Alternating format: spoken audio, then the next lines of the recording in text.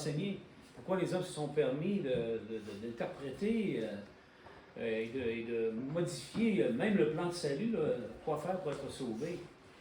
Nous faisons cette série d'études suite à notre série d'études qu'on avait sur l'enfer. Alors, mon point, c'était que oui, l'enfer existe, mais Dieu est venu nous sauver de l'enfer. Jésus est venu pour nous sauver. Plus tard, à la fin de notre étude, ceux qui veulent avoir cette image-là ici, je vais vous la donner. Ça représente les exemples de conversion dans le Nouveau Testament. Je vais pour vous les donner tout de suite, parce que j'en ai pas assez, de toute façon, j'en ai juste 15. Mais de toute façon, c'est quand même assez clair, ce qu'on va voir tout à l'heure. Mais la semaine dernière, on était à la 4e étape du processus du salut. C'est-à-dire que quand on est sauvé, ce n'est pas le même instantanément, magiquement. Là. Il se produit de quoi dans notre cœur, dans notre écoute de l'Évangile, sans avoir entendu l'Évangile. L'homme ne peut pas être sauvé. Parce que l'Évangile, c'est pour sauver les hommes. Alors, mais qu'est-ce que l'Évangile dit? Évidemment, on voit l'Évangile ici dans cet événement-là. Jésus est mort sur la croix pour sauver les hommes. Il a été enseveli et ressuscité d'entre les morts pour justifier ceux qui mettent leur confiance en lui. En d'autres mots, l'Évangile, c'est ici, on le voit ici comme on voit, regardez la bonne nouvelle, reconstituée dans les eaux du baptême. Nous sommes rendus à cette étape-là ici, parce qu'avant d'arriver à cette étape-là, l'homme doit entendre l'Évangile, parce que c'est l'Évangile qui enseigne le baptême par immersion, afin d'avoir le pardon des péchés, ou pour le pardon des péchés. Et puis, mais il se produit quelque chose. Alors l'homme, quand il entend l'Évangile, bien, premièrement, il croit ou il ne croit pas. Il peut dire, je refuse, je ne crois pas. C'est ce qui se passe dans le monde. Il y en a des gens qui y croient, mais il y a un mais après. Alors, il y a un mais, c'est-à-dire qu'ils n'arrivent pas vraiment à la repentance, c'est-à-dire que l'Évangile nous dit aussi qu'on est perdu, qu'on doit faire, qu'on doit obéir à ce message-là pour être sauvé. Alors, si l'homme ne veut pas se repentir, ça s'arrête là. Mais quand l'homme se repent, le processus continue, il doit comprendre et reconnaître que Jésus, c'est le sauveur du monde. Et il peut devenir son Seigneur et son sauveur. Et quand la personne est rendue là, elle a atteint un point culminant pour être sauvée. La semaine dernière, on avait mis beaucoup d'emphase sur le fait que le péché nous a salis. Nous savons tous que le péché nous salit. Tu sais, pour certaines personnes, certains péchés ne semblent pas les salir. Pour certaines autres personnes, oui. Mais le péché nous salit tout le temps. Nous étions des enfants, nous étions purs, sans faute, sans tache originelle. Ça n'existe pas dans la Bible, la tache originelle. Là, l'enfant vient au monde, il est pur, puis de temps en temps, faisons l'expérience de regarder un petit bébé naissant là, dans les mois qui vont suivre, les quelques années qui vont suivre, et on voit la pureté même. Il n'y a pas de péché dans cet enfant-là. Mais plus tard, la conscience se développe, et puis là, on devient des pécheurs, puis on fait des choses qui nous salissent. Même des fois assez jeunes, on se rend compte que le péché produit la honte, n'est-ce pas? Alors l'homme est sali par le péché. Puis pour nous aider à comprendre le processus là, du salut, ben, j'avais pris cette illustration de cette famille qui se préparait à aller à des noces. Alors que tout le monde était prêt à partir, maman a remarqué que le tout petit joue dans la boue. Le tout petit joue dans la boue. Mon garçon lui dit sa maman, nous allons aux noces et tu joues dans la boue. Tu ne peux pas venir aux noces tout seul. Oui, tu as raison, maman. Première chose, il croit dans ce que sa maman dit. Alors viens pour que ta maman te lave et te change le linge. La maman l'attend et le petit joue toujours dans la boue. Et maman intervient à nouveau et finalement le petit sort de la boue. Ici, on parle de quoi? De la repentance. Là, finalement, oui, il ne croit pas seulement à sa mère, mais là, oui, il faut que je sorte de la boue. Alors, sa mère vient le chercher, n'est-ce pas? Parce qu'il est volontaire, là, il veut venir. Évidemment, il n'y a pas le choix. Alors, il arrive tout près de sa maman et la maman le lave et le revêtit de linge propre pour enfin aller aux noces. Alors, il y a un temps opportun pour se laver. Le baptême, c'est un moment de lavage. Ce n'est pas le baptême même qui nous lave, mais c'est un moment opportun dans le sens que la personne, maintenant, son cœur est prêt à recevoir la grâce de Dieu parce que, comme dit l'apôtre Pierre, le baptême, c'est la demande à Dieu d'une bonne conscience. Alors l'homme demande à Dieu, donne-moi une bonne conscience, je veux, Seigneur, te servir. Et c'est à ce moment-là que, selon le modèle biblique, les gens se faisaient baptiser. Alors, en manifestant la confiance dans l'Évangile, en Jésus, et en se repentant. Il demande donc à Dieu d'être lavé de ses péchés. Lui commande plutôt alors de passer par les eaux du baptême, mais on va se poser quand même la question, mais pourquoi on doit passer par les eaux du baptême pour être sauvé? Parce que c'est vrai que le baptême lui-même, l'eau ne lave pas de nos péchés. Mais l'eau, c'est un moment de lavage où on se lave de nos péchés par le sang du baptême. C'est pour ça que dans l'Ancien Testament, Dieu illustre très souvent les eaux qui sont nécessaires, pour que l'homme montre à Dieu qu'il veut vraiment être lavé, qu'il veut vraiment être pur. Alors, c'est le baptême, l'expression du baptême biblique qui fait ça. Mais évidemment, il y a beaucoup de choses dans les Écritures qui parlent de ce sujet-là. Je vous dis environ entre 20 et 30 passages dans le Nouveau Testament qui traitent du sujet du baptême, puis c'est toujours la même raison. C'est toujours la même raison.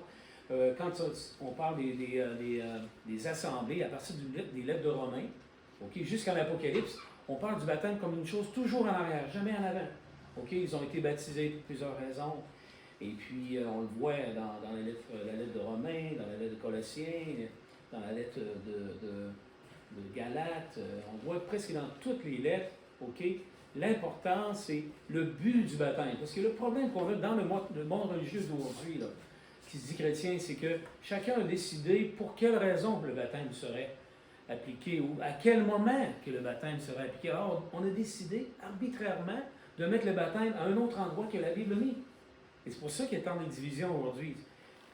Si vous voulez vraiment en faire l'expérience, interrogez les leaders religieux, demandez-leur pourquoi vous baptisez. Et c'est quand que vous baptisez? Quand la personne a cru? Même quand la personne n'a pas cru. Nous qui étions catholiques, on nous a baptisés alors qu'on n'a même pas encore cru. Voyez-vous? Est-ce qu'on met le baptême aussitôt que je crois en Jésus, tu te fais baptiser, tu n'as pas besoin de te repentir, autrement dit, tu peux rester les deux pieds dans la boue? Voyez-vous l'idée? Alors on voit qu'on ne peut pas se faire baptiser alors que la personne a les deux pieds dans le péché. Il veut vraiment changer sa vie. Son cœur est prêt à le faire. Alors on ne peut pas être sauvé alors qu'on est deux pieds dans la saleté, comme dit un de nos frères, Marshall Kiba. On ne lave pas du linge sale. On ne lave pas du linge propre, mais du linge sale, excusez-moi. On ne lave pas du linge propre, mais du linge sale. Et le baptême, c'est un lavage. Paul, après avoir cru sur le chemin de Damas, on se souvient, Paul, sur le chemin de Damas, il croit dans l'Évangile. Il croit en Christ, il se repent 3 jours et 3 nuits à s'humilier devant Dieu. Il regrette. Et puis Ananias lui dit, que tardes-tu? Lève-toi et sois lavé de tes péchés en invoquant le nom du Seigneur. Alors Paul, il n'avait pas encore passé au lavage, pourtant il l'avait confessé, Jésus. Pourtant il avait cru en Jésus, pourtant il s'était repenti. Voyez-vous, il y a vraiment un moment précis que Dieu a choisi pour le baptême. Ce n'est pas à nous de choisir ça. Puis il faut qu'on vérifie, parce que je vais vous dire vraiment, on est très, très mal guidé dans ce monde de confusion chrétienne. Ce n'est pas normal, la confusion chrétienne. Jésus a prié pour l'unité des croyants, et c'est une chose possible. Il y a des millions de gens qui l'ont fait, qui ont obéi à ce message-là tel quel. Alors, mais pourquoi être baptisé? Parce que certaines personnes vont dire, le baptême c'est important, mais c'est pas essentiel. Certaines religions disent, c'est important, là. Oui, il faut être baptisé, mais c'est pas essentiel. Mais ça, c'est une doctrine de démon. Le baptême est essentiel. Jésus dit, celui qui va croire et qui va être baptisé, va être sauvé. Prêchez la bonne nouvelle à toute la création, celui qui croira, qui sera baptisé, qui sera sauvé. Mais celui qui ne croira pas sera condamné, évidemment. Alors, c'est parce que le Seigneur, il a même ordonné aussi pour devenir un disciple. Jésus s'approcha d'eux en Matthieu 28, après sa résurrection, juste avant de monter au ciel. Jésus s'approcha, verset 18, et leur parlant ainsi, tout pouvoir m'a été donné dans le ciel et sur la terre. Allez, faites de toutes les nations des disciples. Baptisez-les au nom du Père, du Fils et du Saint-Esprit, et enseignez-leur à garder tout ce que je vous ai prescrit. Et voici, je suis avec vous tous les jours jusqu'à la fin du monde. C'est jusqu'à la fin du monde, ce dessin-là. Il n'y a aucun homme qui a l'autorité de changer ça, là. Mais l'homme s'est permis cela. Alors il dit, faites des disciples parmi toutes les nations, littéralement dans le grec, les baptisant au nom du Père, du Fils et du Saint-Esprit, leur baptisant et leur enseignant. Voyez-vous? Alors, ici, c'est clair que c'est de même qu'on devient disciple en se faisant baptiser. Comment Jean faisait des disciples? En les baptisant. Il n'y a aucune personne qui discute ça. Mais quand vient le temps de Jésus, on discute. Pourquoi? Je ne comprends pas. Voyez-vous? Jean faisait des disciples en les baptisant. Aussi parce que Jésus l'a commandé pour être sauvé. C'est clair qu'il l'a mis vraiment dans le plan de salut. Jésus leur dit, allez dans le monde entier, prêchez l'Évangile à toute la création. Voyez-vous, toute la création. Pas seulement qu'aux Juifs, mais tout le monde entier. Celui qui aura cru et qui aura été baptisé sera sauvé. Mais celui qui n'aura pas cru sera condamné. Ça, c'est la traduction de Darby, qui est une traduction très littérale et qui donne un détail intéressant. Regardez, il dit, celui qui aura cru et qui aura été baptisé sera sauvé. Alors, il dit très clairement ici, il englobe ici, regardez le plan de salut. Alors, la personne entend l'Évangile, il croit, il est baptisé, il est sauvé. Mais on sait qu'il passe par le chemin de la repentance, quand même, de cette personne-là. Parce que croire selon la Bible dans le message, ça veut dire agir. Si on ne peut pas dire à quelqu'un qu'on croit en lui, puis il nous dit le feu est pris, il faut que tu sortes par la porte d'en avant. Si on croit, on va sortir, n'est-ce pas? Mais si on ne croit pas, on va rester là. Ou si oh oui, je te crois, mais on reste là. Ouais, tu m'avais dit que tu avais cru, là, quand je t'ai parlé. Voyez-vous, c'est insensé. Alors, la foi, selon la Bible, c'est vraiment quelque chose qui s'exprime par des actes de foi et non des actes de mérite. Puis ce qui est intéressant, l'étape la plus passive du plan de salut, parce qu'on discute souvent qu'on n'est pas sauvé par les œuvres, c'est pas quand on croit. C'est pas quand on se repent et quand on confesse le nom de Jésus, mais c'est quand on est baptisé parce qu'on est comme ça, comme un mort, puis quelqu'un nous prend, il nous ensevelit dans les eaux et on ressuscite pour une nouvelle vie. Aussi, la semaine passée, je mentionnais que si on est sauvé avant d'être baptisé, alors on baptise une personne, on l'immerge dans la mort alors qu'il est vivant. Alors, en d'autres mots, on ensevelit un vivant s'il est sauvé avant, mais il faut ensevelir un mort, pas un vivant. Voyez-vous, c'est comme on dit tantôt, on lave le linge qui est sale, pas le linge qui est propre. Alors, voyez-vous, ici, c'est une doctrine qui part de l'Ancien Testament, qui va jusqu'au Nouveau Testament, mais en soi, ce n'est pas le baptême. Mais le baptême est un test de la foi. Si la foi est authentique, c'est ça qui va arriver. Mais si la foi est mélangée, si la foi, il y a d'autres doctrines, d'autres pensées, on n'arrivera pas à comprendre ces choses-là. Ensuite, pourquoi être baptisé? Parce que ça fait partie de la justice de Dieu. On se souvient que Jésus aussi a été baptisé. Pourtant, Jésus n'avait aucun péché. On se souvient toutefois que dans l'Ancien Testament, le grand prêtre, puis Jésus, c'est le vrai grand prêtre. Hein? C'est juste une image dans l'Ancien Testament. Quand il approchait le sacrifice et le temple, il fallait qu'il se lave, qu'il se baptise. Avant d'offrir le sacrifice et après avoir offert le sacrifice, il devait se baptiser à nouveau. Évidemment, à nouveau, c'était pour le pécheur, mais avant, c'était pour le grand prêtre, qui est Jésus. Jésus, lui, va montrer sa consécration à Dieu, puis il va dire, maintenant, mon Dieu, je vais te servir comme un prêtre qui va te servir dans la pureté. C'est un acte volontaire à partir du prêtre. Mais vous savez, si vous lisez Exode 30, verset 17, si le prêtre ne faisait pas ça, il était puni de mort.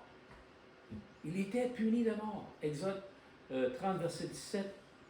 Alors, regardez ici. Alors, on sait que Jean-Baptiste, baptisé dans le Jourdain, pour le pardon des péchés qui s'en est. Alors, les gens allaient se faire baptiser afin d'avoir le pardon des péchés qui s'en est quand Jésus allait mourir sur la croix. Alors, Jésus vint de la Galilée au Jourdain vers Jean pour être baptisé par lui. Mais Jean s'y opposait en disant, c'est moi qui ai besoin d'être baptisé par toi, et c'est toi qui viens à moi. Jésus lui répondit, laisse faire maintenant, car il est convenable que nous accomplissions ainsi toute justice. Je répète, car il est convenable que nous accomplissions ainsi toute justice. Ça fait partie de la justice de Dieu. Alors, Jean le laissa faire. Aussitôt baptisé, Jésus sortit de l'eau, et voici les cieux s'ouvrir. Il vit l'Esprit de Dieu descendre comme une colombe et venir sur lui. Et voici qu'une voix fit entendre des cieux ces paroles, celui-ci est mon Fils bien-aimé, en qui j'ai mis toute mon affection. Alors Jésus devait être baptisé, puis ce qui est extraordinaire aussi, c'est que c'est à ce moment-là que l'Esprit est venu sur lui. Pourquoi nous, l'Esprit devrait venir sur nous avant, alors que lui, il vient sur lui au moment de son baptême? Puis en Acte 2, 38, qu'on a lu tout à l'heure, repentez-vous que chacun de vous soit baptisé pour le pardon de vos péchés, et vous recevrez le don du Saint-Esprit. Car la promesse est pour vous, pour vos enfants, pour tous ceux qui sont trop loin. Alors voyez-vous, tout est en harmonie parfaite, là. Il n'y a aucune contradiction dans ce message-là. Ensuite, pour recevoir le pardon des péchés, alors je viens de lire le texte de Acte 2, 38, et la Bible nous dit, ceux qui acceptèrent sa parole furent baptisés. Alors c'est sa parole qu'ils ont acceptée en croyant dans le message que Pierre leur disait.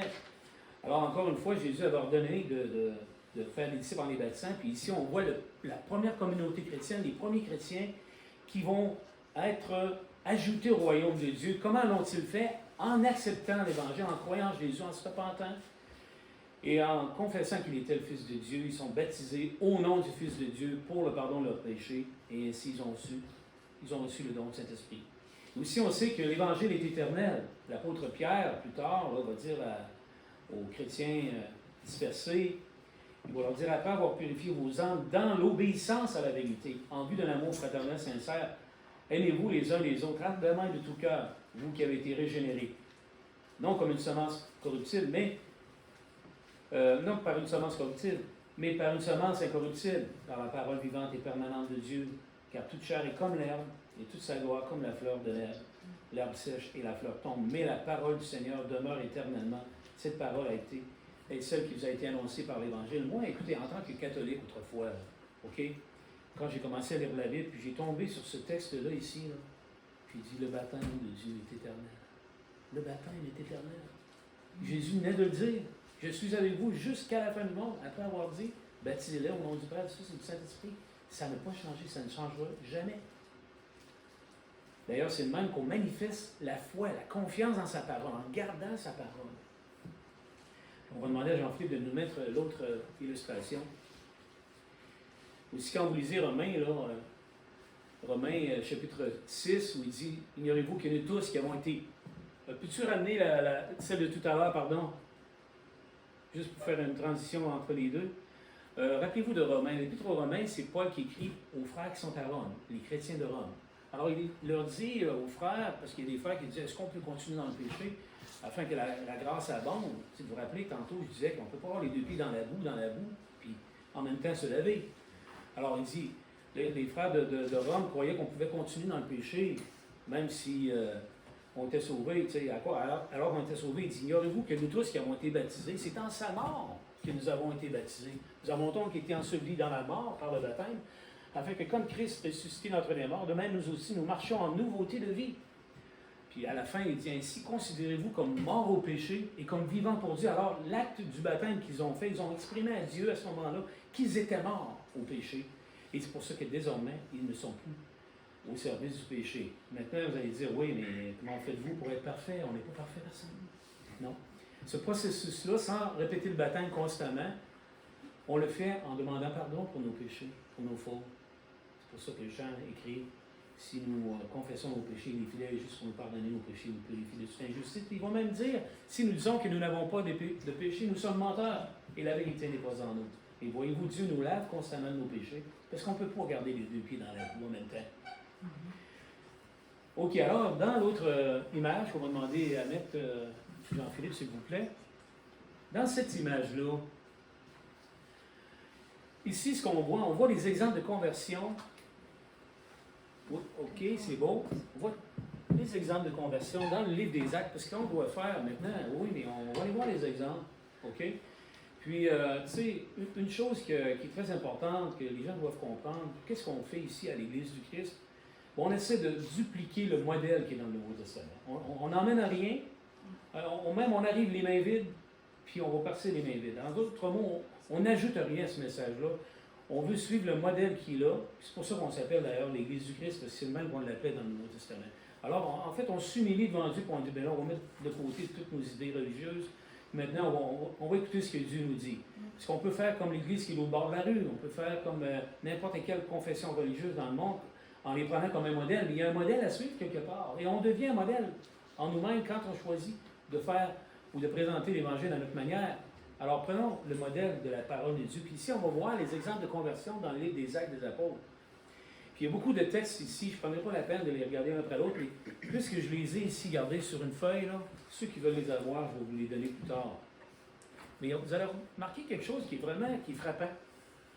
OK, alors, la première chose, c'est que on voit que le jour de la Pentecôte, qu'on a vu tantôt, là, en acte 2, ben, ils ont entendu l'Évangile. Parce que si on n'entend pas l'Évangile, on ne peut pas être sauvé, parce que c'est l'Évangile qui sauve, selon le Seigneur. OK? Selon la parole de Dieu. Alors, ils ont entendu l'Évangile, ils ont tous entendu l'Évangile d'ailleurs, voyez-vous?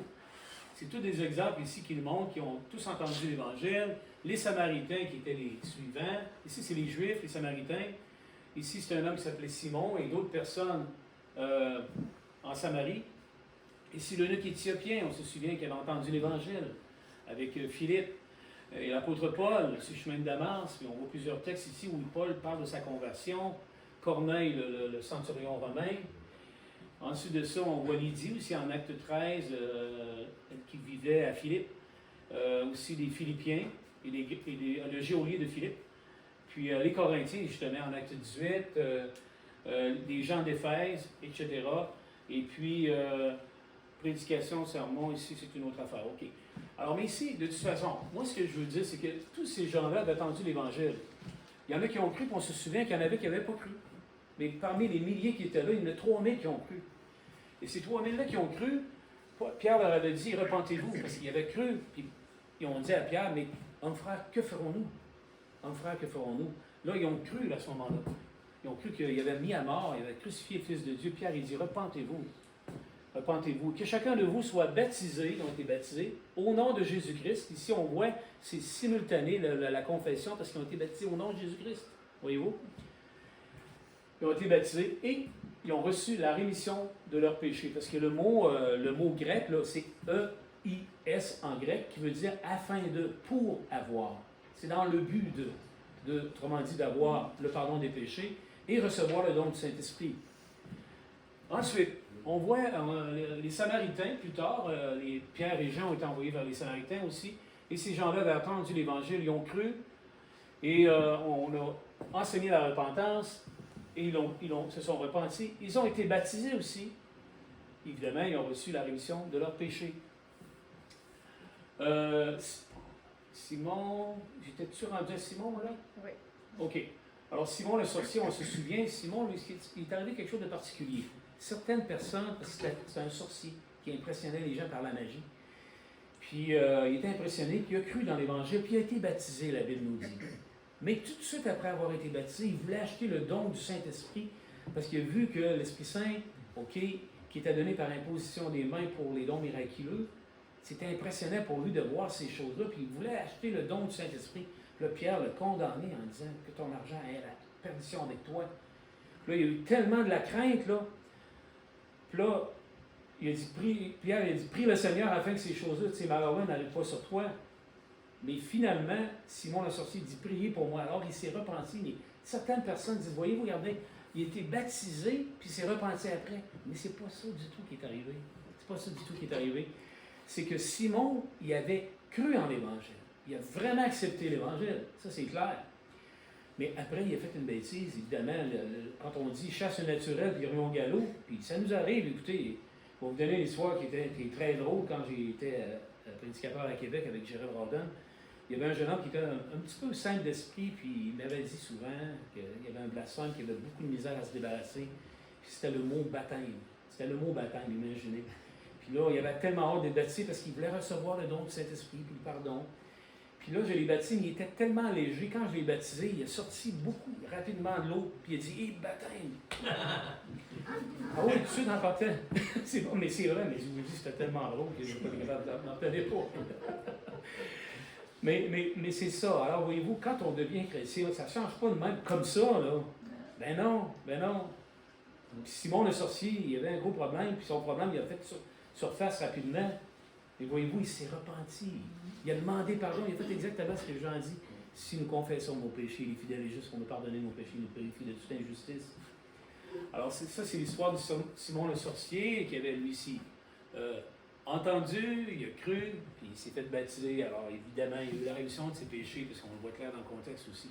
L'unique Éthiopien, lui, il ne connaît pas vraiment c'est quoi ce texte-là. Il a été livré à la boucherie comme un agneau devant ceux qui le tombent, il n'a pas ouvert la bouche. Là, il parle exactement de Jésus. Il venait juste d'arriver de Jérusalem, puis là, un ange du Seigneur lui dit à Philippe, monte dans ce char. Puis il arrive proche du char, et puis finalement, il dit, comprends-tu ce que tu es? Il dit non, il dit, comment le pourrais-je si quelqu'un ne me guide? Alors, il a invité Philippe à monter sur son char, et puis à partir de ce texte-là, il a enseigné l'Évangile, ce qu'on a vu tantôt, là. La croix, la mort de Jésus, sa résurrection, c'est ça l'Évangile. Puis là, à un moment donné, il continue leur chemin, on ne sait pas de quoi, tout ce qu'ils vont dire, tout ce qu'ils vont discuter, mais il arrive à un point d'eau, il dit, voici de l'eau, qu'est-ce qui m'empêche d'être baptisé? Il dit, si tu crois de tout ton cœur, cela est possible. Alors, il y avait tout dans l'Évangile, puis là, il fallait qu'il confesse le nom de Jésus. Je crois que Jésus est le Fils de Dieu. Ils ont ordonné d'arrêter Charles, il l'a baptisé, puis il a continué son chemin. Puis, ce qui est intéressant, c'est que Philippe était dans un endroit où il n'y avait pas d'eau quand il a entendu l'Évangile. Mais quand il est arrivé à un point d'eau, il a dit, voici de l'eau, qu'est-ce qui m'empêche de baptiser? Voyez-vous, ça arrive souvent que les gens disent, ouais, mais s'il n'y a pas d'eau, comment tu vas faire pour être sauvé? Dieu pourvoira.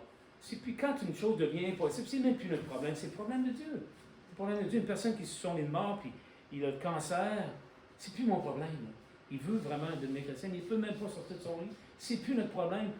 Donnons ça à Dieu. Nous, notre problème à nous autres, c'est de rester fidèles à ce que Dieu nous demande de faire. Le reste, il va régler ça, les cas plus difficiles. OK, ensuite, on voit évidemment la conversion de Saul de Tarse. Saul de Tarse, il persécute les chrétiens. Il croit que Jésus, c'est un charlatan, c'est une secte, il faut les mettre à mort, on va les lapider, on les met en prison, puis on s'occupe de leur dossier après. C'est ça, sa pensée. Mais c'est un homme saint quand même, Paul, mais mal guidé, mal instruit. C'est un homme de Dieu, mais très légaliste et aveuglé par la religion des pharisiens probablement. Et sur le chemin de Damas, le Seigneur lui apparaît, une lumière vient autour de lui, il tombe de son cheval probablement, puis il devient aveugle. Puis il dit, Saul, Saul, pourquoi me persécutes-tu? Il dit, qui es-tu, Seigneur? Je suis Jésus que tu persécutes. Puis Paul était dans une anxiété, dans une angoisse intense. Il était tout tremblant, évidemment, parce qu'il venait de rencontrer son homme dans le détour. Hein? Et puis, finalement, il s'est rendu à Damas, parce que Paul avait demandé au Seigneur, Seigneur, que veux-tu que je fasse? Va à Damas, et tu sauras ce qu'il est ordonné que tu fasses. Mais Paul avait vu les chrétiens qui se faisaient baptiser. Il avait vu ça. Mais finalement, quand il arrive là-bas, 3 jours et 3 nuits de jeûne, Ananias lui dit, que tardes-tu? Laisse-toi sois baptisé, laver tes péchés, en évoquant le nom du Seigneur. Voyez-vous? Alors Paul, voyez-vous, c'est l'exemple le plus clair, l'homme le plus consacré, qui montre que vraiment le moment du baptême, pas l'eau lui-même, mais le moment du baptême, c'est le moment où l'homme va recevoir le lavage de ses péchés, en évoquant le nom du Seigneur. Alors, voyez-vous, c'est un autre exemple extraordinaire, mais encore une fois, il a entendu l'Évangile. Ensuite de ça, il s'est repenti clairement, on voit très clairement dans le texte, mais c'est toutes des repentances qui ont eu lieu ici, mais on ne les voit pas toujours clairement. Il a confessé le nom de Christ, ça c'est clair. Il a été baptisé pour être lavé de ses péchés. Ensuite, Corneille, c'est la même chose. Lui, Corneille, c'est un autre sujet un peu délicat, parce qu'on voit l'Esprit Saint descendre sur lui avant d'être baptisé. Mais Corneille, il y avait un ange du Seigneur qui lui avait dit, il y a un homme, tu vas aller chercher un homme du nom de Simon, OK? Et puis, chez Simon le Coréeur, je ne me souviens plus quel endroit qu'il était, c'était Césarée, je pense que oui. Et puis là, il a envoyé des soldats te chercher, puis il dit, il va te dire les paroles par lesquelles tu vas être sauvé. Alors, Pierre, il a annoncé l'Évangile, puis pendant qu'il parlait, l'Esprit Saint est descendu sur lui. Puis Pierre, il avait besoin de voir ça, parce que en voyant l'Esprit Saint descendre sur eux, c'était pour leur dire que Dieu acceptait ces gens-là dans son royaume, alors que Pierre refusait de baptiser. Il refusait de baptiser les païens et tous les Juifs d'ailleurs. Puis quand Pierre est retourné à Jérusalem, ils lui ont fait la morale. Tu as été chez les païens, tu les as baptisés. Puis Pierre leur a expliqué ce qui est arrivé.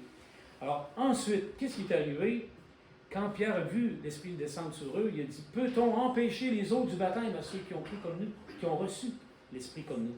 En d'autres mots, ici, ces gens-là peuvent entrer dans le royaume de Dieu. Parce qu'à travers les eaux du baptême aussi, c'est là qu'on entre dans le royaume de Dieu. Ici, comme je vous disais hier, là, on a fait une petite illustration là, pour le baptistère. Quand vous regardez le fond du baptistère, trouvez-vous que ça ressemble d'un tombeau, une pierre tombale? Tu sais? On a fait ça pour faire penser que c'est un tombeau. Ensuite de ça, on a mis un 6 par 6 là, on a mis du sang dessus pour représenter la croix. Pour représenter la croix, comme les Juifs devaient mettre du sang sur les linteaux des portes, on a mis ça ici pour avoir cette pensée-là. Alors, il y a la croix dans les eaux du baptême, il y a le tombeau. Alors, quand on baptise une personne, il passe à travers tout ça. On pourrait dire que Jésus, là, c'est la porte. Le cadre, c'est la croix. Et le seuil, c'est le baptême. C'est le baptême. Le baptême, l'eau nous sépare le monde du monde de Dieu. Sépare le royaume de Dieu du royaume du monde. C'est pour ça qu'on passe à travers les eaux du baptême. Puis c'est comme ça depuis l'Ancien Testament. Dieu a toujours mis l'eau entre lui et le monde. Tout le temps, tout le temps, tout le temps. OK, alors, on continue. Bon, j'ai déjà dépassé mon temps. Vous voyez, on va arrêter ici. On voit Lydie aussi qui a fait la même chose de Philippe. Le geôlier de Philippe aussi, il avait cru, puis il était heureux d'avoir cru. Il a été baptisé, toute sa famille. Les Corinthiens en 1 Corinthiens 18, des gens nobles aussi qui obéissaient à l'Évangile. Ils se faisaient tous baptisés, voyez-vous. Et dans chacun des cas, ce qui est extraordinaire, c'est qu'on voit toujours la mention du baptême. Tandis qu'ici, on ne mentionne pas toujours. Je crois que c'est sous-entendu, là. Voyez-vous, la confession, la repentance n'est pas toujours mentionnée, mais elle est toujours sous-entendue. Mais à chaque cas, on voit les baptêmes. Moi, ce que je vous encourage à faire, ouvrez votre Bible, si vous avez des doutes là-dessus, allez le voir vous-même. Mettez à l'épreuve cette croyance-là, cette pensée-là. Parce qu'écoutez, moi, je ne peux pas faire autrement. Je suis confronté à cet enseignement-là. Si j'enseigne autrement, vous voyez, ça ne marche pas. Alors ici, dans le cas, ici, notre frère Daniel Lacroix, c'est ici, il faut entendre, il faut croire, il faut se repentir, confesser le nom de Jésus, être baptisé, et là, on est sauvé à ce moment-là. On va terminer là-dessus, puis on va faire une prière de clôture. C'est notre frère Senghor. Senghor, tu vas venir faire la prière ici, s'il vous plaît.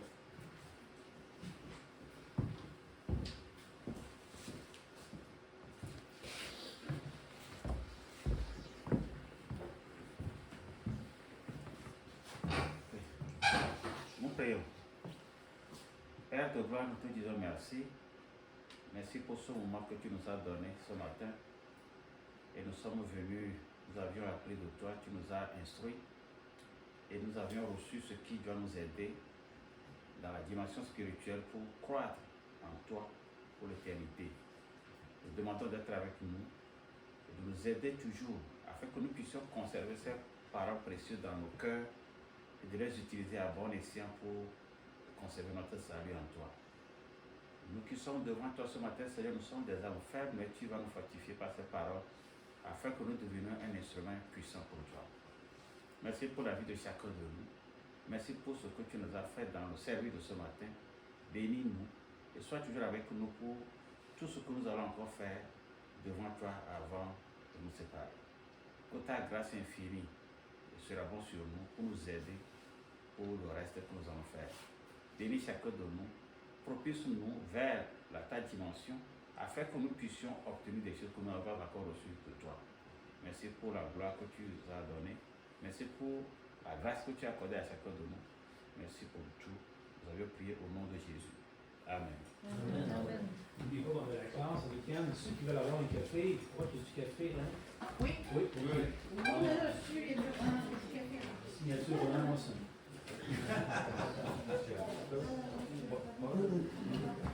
Si, je l'ai.